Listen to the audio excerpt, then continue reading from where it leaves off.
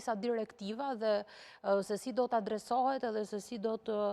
jetë qasja e vetë Partisë Socialiste për mënyrën se si do të, po themi, do të ndërtoj ajo qasjen e vetë dhe se si do të reagoj ajo në të gjitha pastaj mbledhjet dhe sesionet parlamentare. Njësër zhvillimesh, paralelisht, do më thënë, muaj janar ka hyrë me disa dinamika, po me disa zhvillime të rëndësishme që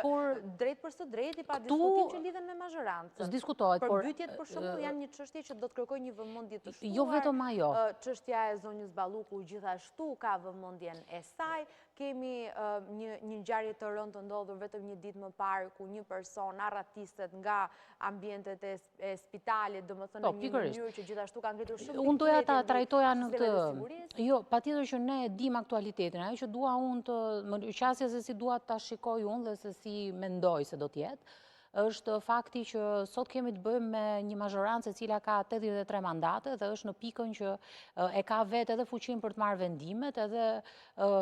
qofshin ato vendime që janë të gabuara, qofshin ato vendime që janë të duhura, dhe duke qenë se ka dhe peshën për një farë mënyrë edhe për të gabuar në vendimarrjen që do të marri, dhe këtu flasim për vendime që janë çështja e imunitetit zonjës Balluku edhe shumë çështje të tjera të këtyre përmasave, janë shumë delikate dhe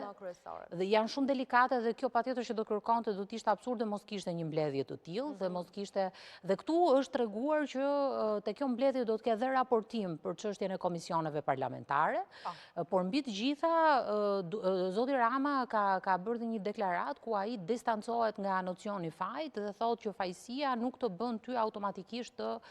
fajtor, do të thënë në sensi që të shngritur një akuzë, por ti jo detyrimisht je fajtor. Pra, a do të jetë kjo mbledhje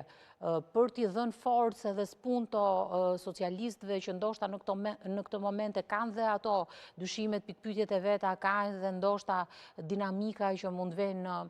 në diskutim gjëra dhe për të bërë një lloj unifikimi dhe për të dhënë frymën e bashkimit dhe qasjen e përbashkët se si duhet vazhdohet, për treguar që këtu ne kemi përgjegjësi dhe kjo përgjegjësia vjen dhe me kostot e veta,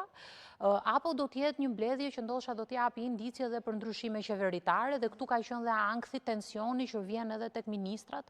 që a do të ketë ndryshime dhe a do të sjelli nevoja e gjithë këtyre gjërave që cituat ju, pra e ndryshimeve, e problemeve, e përmbytjes që erdhi dhe si rrjedhoje, po themi,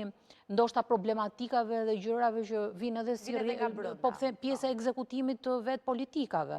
Por nga ana tjetër kemi dhe përballjen me drejtsinë edhe të gjitha këto.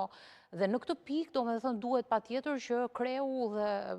të shikohet edhe mënyra se si kreu dhe do t'japi qasjen tek ata dhe do t'japi frymën.